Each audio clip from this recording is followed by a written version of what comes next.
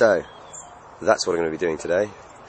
Motocross riding, thanks to my lovely sponsors Express Insurance. They have brought me here, somewhere in Chippenham, down to Hucklebridge Events Motocross Training Centre.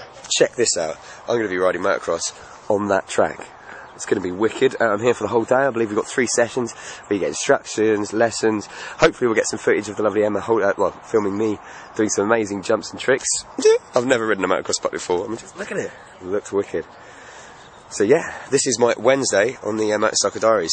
I'm going to be learning how to ride motocross. I didn't ride the bike down here because it's like a 2-hour journey, and to be honest with you, I know that once we finish, it's going to be a bit too tiring to kind of get back on a bike. So Emma's giving me a lift down. It is just come up to 9 o'clock in the morning. There's coffee and cakes and stuff over there. I'm going to be indulging in some breakfast, and then we'll be walking you through the first bit of my learning how to ride motocross. Bring it on.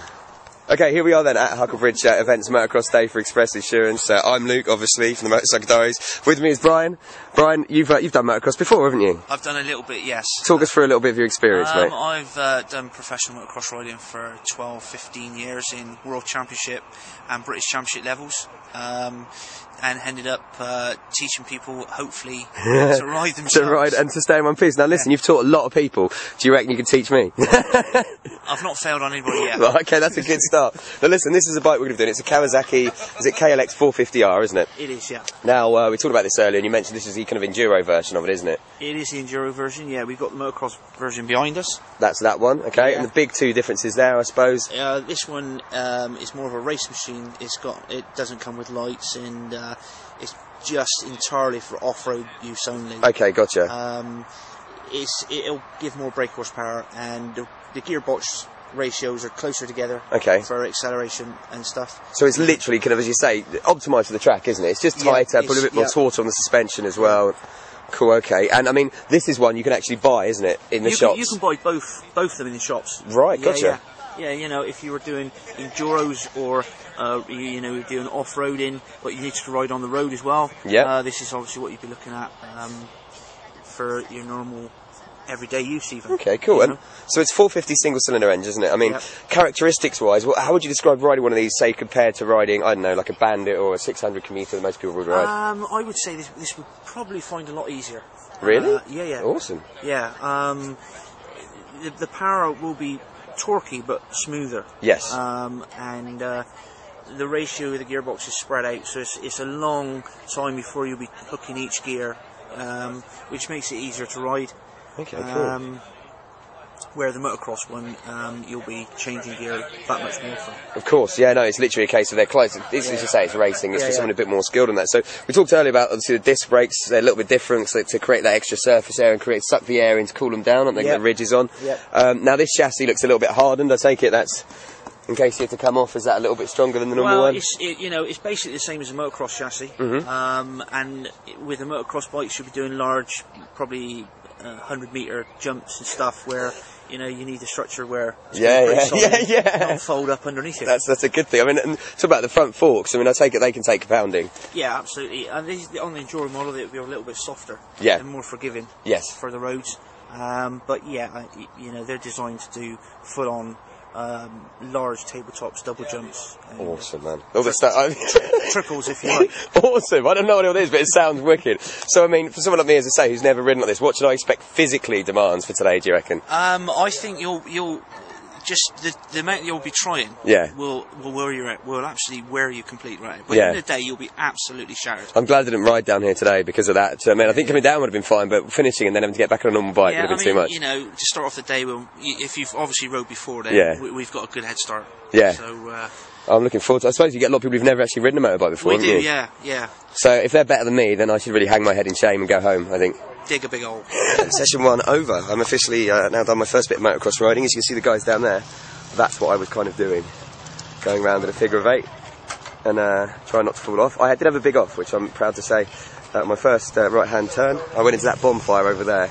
Probably not the cleverest move really ever, but it was fun. I got to admit, the first thing that struck me about motocross riding is I used to play professional rugby, obviously. I'm a fit guy. I was sweating so much I had to take my goggles off because they were filling up with sweat.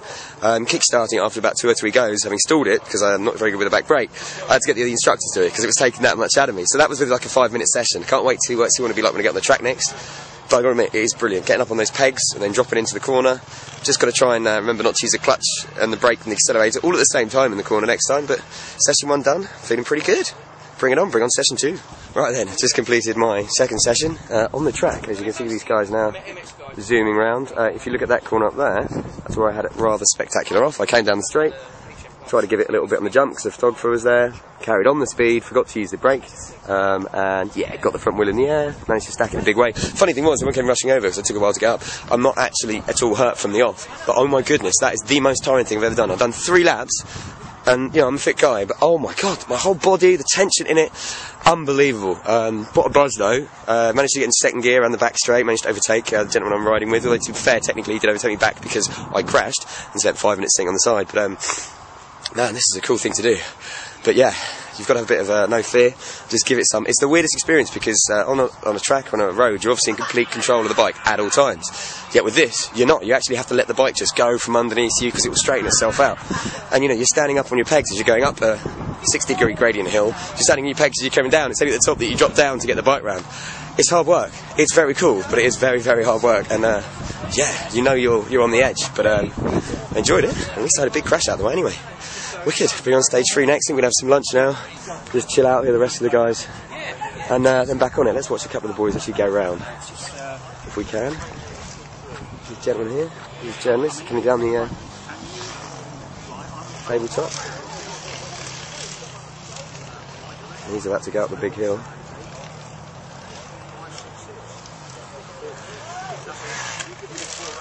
This guy's been quite smooth, to be fair.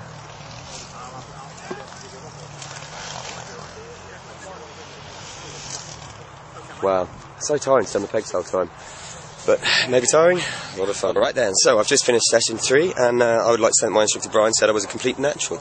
Went a lot smoother that time, still had a big off, coming down one of those hills over there. It wasn't a big one, I just kind of picked the wrong ridge to kind of ride the bike in, and the front wheel kind of went away from me, but God, that's so much fun. Managed to relax this time, get the better position on the bars, knees slightly bent instead of being like down there. And as soon as I did that, everything just went really smoothly, you know. Didn't use the brakes, just using the engine braking to get around the corners, giving it a bit of a blip on the back straight, getting into second, going up those hills like the boys doing it now. Really, really enjoyed that. I'm absolutely knackered, and just to show how hardcore I am, 3 offs today.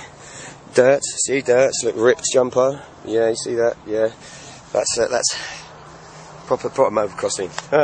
All the guys, you're looking at me now thinking I'm a wimp, but honestly, some of the most fun I've had ever. But you want to see something hardcore? Let's check this out. I'll show you now.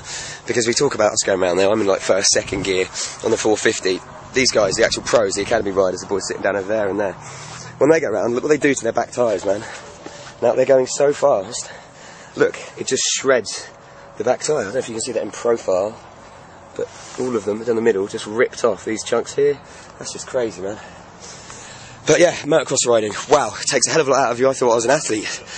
This stuff is hardcore, but so much fun. Yeah, it's a little bit scary. I'd say 75% of the time you're not actually in control of the bike. You're just kind of pointing in the direction and hoping, because the back wheel's all over the shop. But gee, so much fun. And you can hear them going around now. You can see them. That's what it's all about. Let's see if we can't get a little bit of the pros going, actually. This is one of the academy riders. Up round there. Somewhere.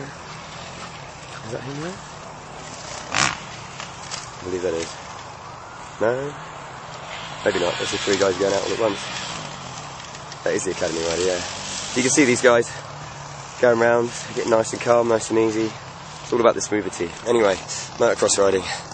Big double thumbs up from the Wilkins. I can't really do 2 because I'm holding the camera. But whew, takes it out of you.